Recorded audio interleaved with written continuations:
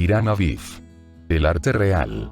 Hoy presenta la leyenda de Hiram Aviv. La leyenda del tercer grado dentro de la masonería es una verdad oculta. Los hombres de buena voluntad pueden descubrir y correr su velo, llegando a su comprensión por medio del estudio, de la inhalación, exhalación y meditación. Sin estos requisitos, nadie puede llegar a levantar el velo de Isis. La leyenda, con su ceremonia enigmática, estimula primero la imaginación y luego se convierte en motivo de visualización, que conduce a la intuición, que nos abre la puerta del templo de la verdad, esto es, nos da el poder de descubrir la verdad, para que podamos contemplar su belleza. El motivo de la leyenda es la construcción del templo, para que en él habite el Dios íntimo y tenga su completa libertad de manifestación. La leyenda dice: Salomón, queriendo hacer un templo digno para el Dios íntimo, pidió a Hiram, rey de Tiro, un maestro arquitecto de obra. Hiram rey, le recomienda y envía a Hiram Aviv, maestro constructor, hijo de una viuda. Hiram Aviv fue designado como jefe supremo de los obreros, para la construcción del templo. Esos obreros tenían diferentes grados de capacidad y diferentes talentos individuales. Era, pues, necesario dividirlos según sus capacidades, para poder aprovechar mejor el trabajo de cada uno. Hiram Aviv, como sabio, justo y benevolente, los repartió en tres categorías: aprendices, compañeros y maestros. Hiram dio a cada uno la manera de hacerse conocidos como tales, por medio de señales, toques y palabras apropiados, esto es, les dio la capacidad de influirse por medio de los sentidos vista, tacto y oído. Hiram construyó y levantó en el templo dos grandes columnas huecas de bronce. Determinó que los aprendices recibiesen su salario en la primera columna, los compañeros en la segunda y los maestros en la cámara del medio, el mundo interno y lugar secreto, que se encuentra por dentro y encima de los dos. Cada obrero, para poder recibir su salario, se hacía conocer por el esfuerzo y trabajo que había dedicado a la obra. El trabajo fue dirigido y ejecutado con sabiduría, orden y exactitud, según las instrucciones recibidas de Hiram Aviv, y la obra progresó y se elevó rápidamente. A pesar del número de obreros, que entre todos eran más de 80.000, y de hacer todo género de obra, no se oía ningún ruido de instrumento de metal. Durante los 7 años y más que duró la construcción, no hubo lluvia, porque el templo estaba constantemente cubierto. Igualmente reinaron la paz y la prosperidad en el lapso de la construcción del templo. Salomón, junto con el rey de Tiro e Hiram Aviv, el arquitecto, fueron los tres primeros maestros de obra y representan la sabiduría, la fuerza y la belleza. Este templo, maravilla de las edades, fue construido y dirigido por el poder, por el saber y por la belleza. Sin embargo, en el mundo inferior del hombre existen siempre ciertos defectos y vicios que lo inducen a cometer barbaridades inauditas e indignas. Estos defectos son la ignorancia, el miedo y la ambición.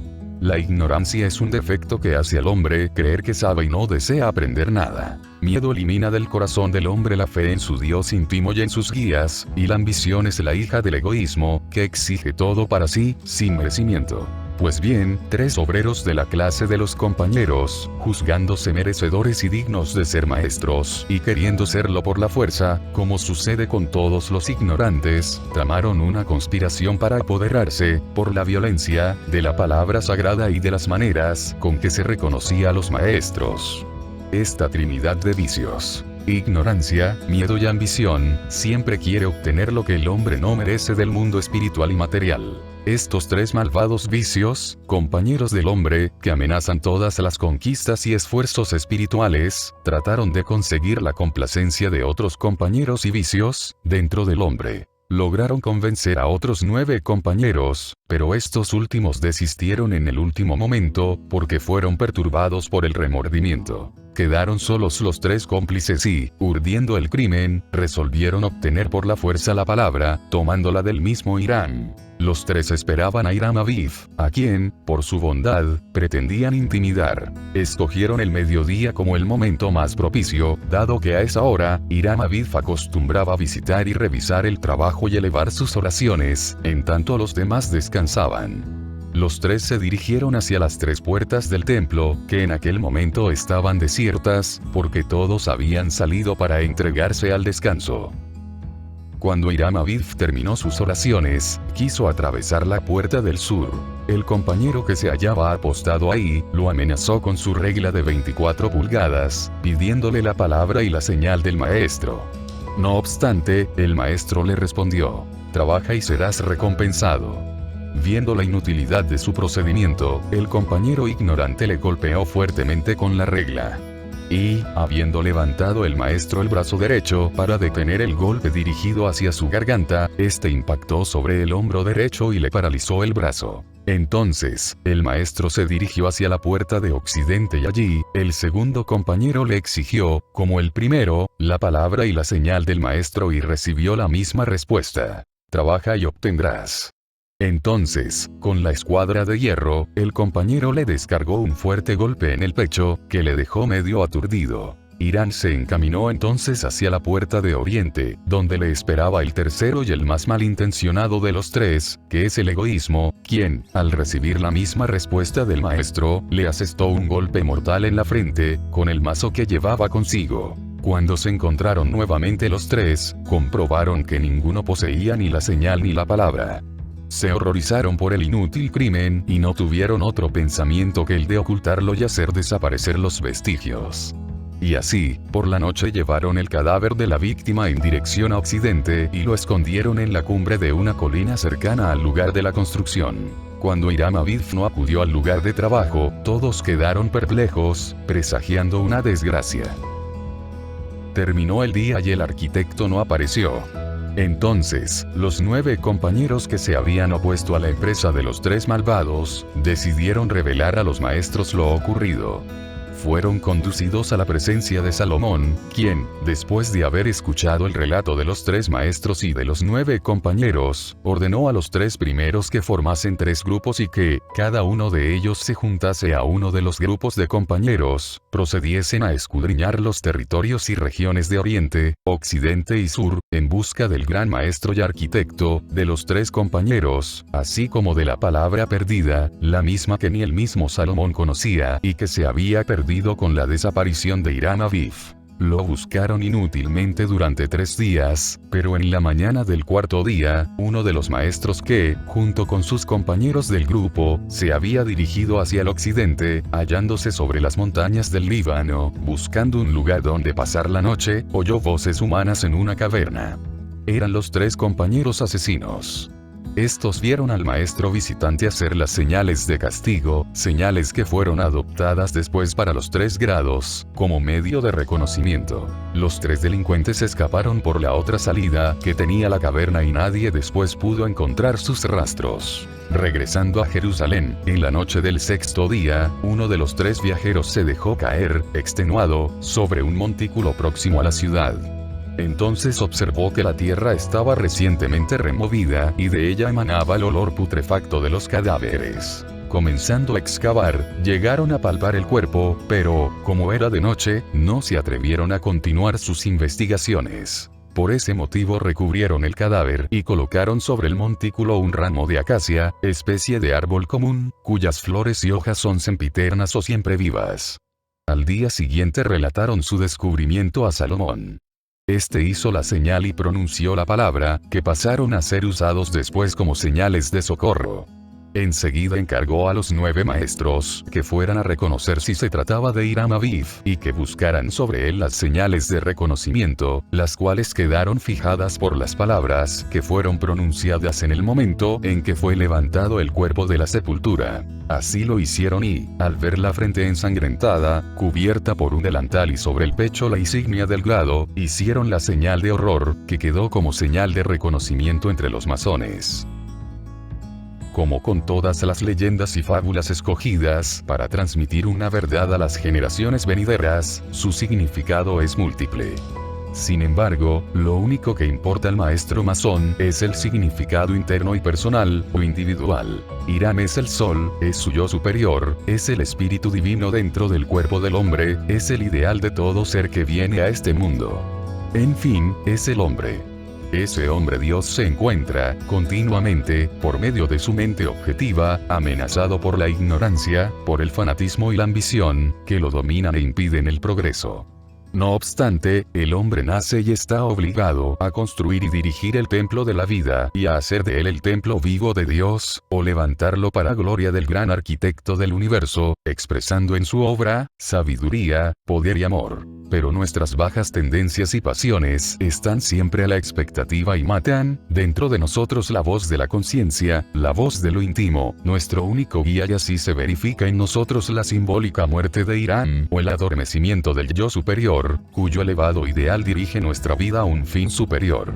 Cuando nos entregamos a nuestras pasiones, quedan suspendidos nuestros trabajos de adelanto, por la pérdida de la guía o del yo superior. Cada hombre tiene 12 facultades del espíritu, pero a cada facultad se contrapone un vicio enemigo, hijo de la ignorancia y miedo. Esos 12 vicios compañeros, que viven dentro del hombre y que lo acompañan a todas partes, son a cada instante los que trabajan para su perdición. Estas pasiones lanzan velos sobre su ideal, que queda muerto y sepultado. Es el espíritu latente en la materia. Así como la ignorancia quiere ocupar el puesto de la verdad, el fanatismo quiere exigir que se le tributen todas las honras, y la ambición quiere usurpar toda autoridad de Irán, el principio de la luz. Estos tres enemigos del hombre pretenden apoderarse de la palabra de poder que otorga toda potestad, la cual solo se alcanza por la evolución y el esfuerzo individual y no por la fuerza. Esta palabra de poder fue denominada la luz maestra que ilumina el mundo. No hay muerte ni pérdida temporal que no sirva para un nuevo nacimiento. No se puede destruir lo que es eterno e inmortal, sino, únicamente, ofrecerle la oportunidad de renacer en una nueva forma más luminosa, como nace el espíritu en su iniciación en la verdad y la virtud. El yo superior no puede morir jamás, no importa cuáles sean los golpes que los errores puedan descargarle, porque estos solo deterioran su forma exterior. Ya hemos dicho que los tres asesinos son la ignorancia, que convierte la actividad en fanatismo y ambición, por cuyos esfuerzos sobreviene el drama cósmico de la involución. Pero, el yo superior en el hombre, con el poder de la voluntad, puede dominar a los tres compañeros vicios, por los tres maestros que fueron en busca de Irán, que son el saber, la fe y el amor. Estos tres atributos superiores consiguen encontrar, despertar y levantar esa luz interior, para que afirme su dominio sobre la materia y la ilumine, por la evolución que sigue a la involución. El masón o hijo de la luz es el gran maestro Hiram Aviv. Es también la representación del sol, que recorre sus 12 signos del zodíaco e interpreta la leyenda masónica o el místico drama. En el equinoccio de la primavera, el sol deja el femenino, dócil y acuoso signo de Piscis, para entrar en el belicoso, marcial, enérgico e ígneo signo de Aries, el carnero, donde exalta su poderío. Los 3 meses de invierno son los 3 compañeros que mataron y sepultaron al sol en las tinieblas y en el frío, pero los 9 meses o 9 maestros fueron a exaltarlo, para que ilumine nuevamente la vida de la materia. Los 3 enemigos del hombre yacen debajo de los escombros del templo cuerpo, al cual sepultan en la noche del olvido, escondiéndose en Occidente. Esto es, en la parte inferior de nuestra personalidad, o con el enemigo secreto, que es creación del hombre, elaborada en la parte inferior y baja del cuerpo, donde residen los átomos densos, groseros y pesados. Allí es necesario descubrirlos, para que sean separados definitivamente de nosotros. Después de esta limpieza, podemos encontrar a Dios íntimo dentro de nosotros, donde se encontraba sepultado, pero nunca muerto, y entonces podemos, con las facultades del espíritu, que son 12, representadas por los 3 maestros, que fueron a buscar a los asesinos, y los 9, que los ayudaron a levantar a Hiram Aviv, proceder a la resurrección efectiva. Los 3 primeros maestros son fe, esperanza y amor, y los 9 restantes son percepción, conocimiento, asociación, juicio, altruismo, memoria, voluntad, orden y acierto. La palabra sagrada y perdida con la muerte de Hiram Aviv, no la poseían ni Salomón ni Hiram, el rey de Tiro. Hemos afirmado que la palabra del primer grado es fe, la del segundo es esperanza y la del tercero debe ser caridad o amor. Los 2 primeros maestros, que simbolizan la fe y la esperanza, no pudieron encontrar el cadáver del maestro. Solamente el tercero, que es el amor, pudo hallarlo. Estas 2 primeras facultades carecerían de poder sin el impulso de la tercera, la caridad, que, sola, puede realizar milagros. Debemos vencer todo egoísmo, para que podamos emplear la fuerza omnipotente del amor. El amor nunca puede convivir con el egoísmo, porque este trata siempre de matar en nosotros la fe y la esperanza. Solo el amor puede resucitarnos de la muerte, para la verdadera vida. Únicamente esta facultad nos puede regenerar, cuando nos encontramos libres del egoísmo. Entonces, la palabra sagrada es la esencia de la fe, de la esperanza y del amor. El templo es el cuerpo del hombre. La construcción del templo es la evolución y la elevación de esfuerzos para un fin superior, a través del conocimiento de la verdad y de la práctica de la virtud. El templo de Salomón es el símbolo del cuerpo físico. Jerusalén es el mundo interno. Los 4 puntos cardinales del templo son el cuerpo, la cabeza, que corresponde al oriente, el bajo vientre, al occidente, el lado derecho, al sur y el izquierdo, al norte. Los constructores del templo son los átomos constructores en el cuerpo físico. Los 3 directores del templo son Salomón, que representa el saber; Hiram, rey de Tiro, el poder; Hiram Aviv, el hacer. Los 3 representan todavía la fe, esperanza y caridad. Los obreros se dividían en 3 categorías. Los aprendices trabajan en la parte inferior del cuerpo, esto es, el vientre. Los compañeros en la parte media o tórax. Y los maestros, en la parte superior, la cabeza. Las 2 columnas del templo son los 2 polos. El pasivo y el positivo, representados por las piernas izquierda y derecha. La cámara del medio es el lugar secreto o el mundo interno del hombre, en el corazón o pecho. Cada categoría percibía su salario, relativo a su trabajo y a su palabra sagrada. Los aprendices lo recibían según su fe. Los compañeros, según su esperanza y los maestros, según su amor. A pesar del gran número de obreros dentro de este templo, todos trabajan silenciosamente en la obra del gran arquitecto y no hubo ningún ruido, porque este templo no fue ni es construido por manos humanas, ni por instrumentos materiales y metálicos. 7 años duró la construcción del templo, porque el resultado de la genuina y verdadera iniciación se obtiene después de 7 años, que son necesarios para la limpieza de los átomos inferiores y para dar lugar a los átomos superiores. Hiram Aviv, el hijo de la viuda, es el espíritu que nace y se manifiesta en la materia o mater madre, sin la voluntad de la carne. Es la madre siempre virgen, porque el yo soy entra y sale de ella y ella continúa siempre virgen. El lugar escogido para la construcción fue el monte Moría, que significa visible al Señor o escogido del Señor. Al aproximarse el momento del triunfo final, acometen al iniciado las 3 tentaciones del desierto de la materia, que son la ignorancia, el fanatismo y la ambición, o los 3 compañeros que quieren obtener el salario del maestro. Cada defecto estaba armado con un instrumento.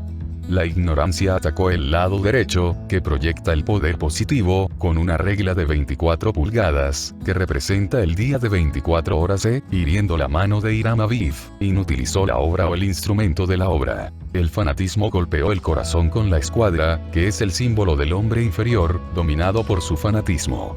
La escuadra es la forma material, es el conocimiento intelectual, que olvida el compás, el cual representa la intuición divina. Al golpear el corazón, mata en él la tolerancia y el amor. La ambición le golpeó la cabeza con el mazo, representando en este acto la voluntad mal dirigida y mal dominada. Una vez muerta la conciencia, los 3 trataron de relegar el hecho al olvido, sepultando el cuerpo del maestro. Pero las 12 facultades del espíritu o los 12 maestros, comienzan la búsqueda. Los 3 primeros, que son la fe, esperanza y caridad, eliminan del cuerpo los 3 vicios, y los otros 9 exaltan la luz interior, sepultada. Cumplieron esta leyenda y la cumplirán siempre todos los maestros y salvadores de la humanidad, como Hércules, Osiris, Mitra, Tamuz, Sansón, Krishna y Jesús, porque la leyenda fue extraída del drama solar, que se repite cada año en la naturaleza, y todo maestro debe imitar en su vida el suceso macrocósmico. Los maestros tienen una señal, así como los aprendices y los compañeros. Esta señal es el esfuerzo constante de su trabajo. La señal de aprendiz se refiere al dominio de la lengua o de la palabra. La señal del compañero, al dominio de las pasiones o de los pensamientos, y la señal de maestro es el esfuerzo para dominar los instintos. Sin este dominio, no hay inmortalidad efectiva, simbolizada por la acacia, cuyas flores y perfumes son siempre vivas. Al delantal, emblema del trabajo, el maestro junta una faja, que tiene una figura de eclíptica oblicua. Es la faja zodiacal con sus 12 signos y constelaciones, que marcan la trayectoria de los astros en nuestro sistema solar, en su camino aparente y real. Cada ser tiene su propio zodíaco. En el corazón se encuentra el sol interno, alrededor del cual giran todas las facultades. Así, cuando el iniciado adquiere la perfección espiritual, comienza, de hecho, a desarrollar poderes de mayor amplitud, enviando su pensamiento, inhalación y exhalación a los centros ocultos de su organismo. La segunda venida de Cristo significa que el espíritu crístico debe resucitar la superconciencia en el hombre, para que él se convierta en Cristo. La música, esto es, el verbo vocalizado con armonía, la astronomía y la retórica, con su estudio obligatorio, ayudan al compañero a convertirse en maestro. Hasta el momento no se ha dado una interpretación definitiva de la palabra de pase del grado de maestro. Esta palabra es el nombre del quinto hijo de Jafet, hijo de Noé. Pero, si analizamos el nombre segundo en el libro La magia del verbo, el poder de las letras, tendremos este significado. El triunfo de la materia por el poder del sacrificio. El toque del maestro, significa los 5 puntos de perfección que acompañan a la comunicación de la palabra y son: solidaridad, progreso, reverencia, aspiración y un ideal sublime. Tampoco se ha podido descifrar el significado de la palabra sagrada, que es MPN, pero, según el libro antes citado, significa: la muerte iniciática de la materia engendra al hijo, o, lo que equivale a aquel que muere para las atracciones materiales, conviértese en hijo amado.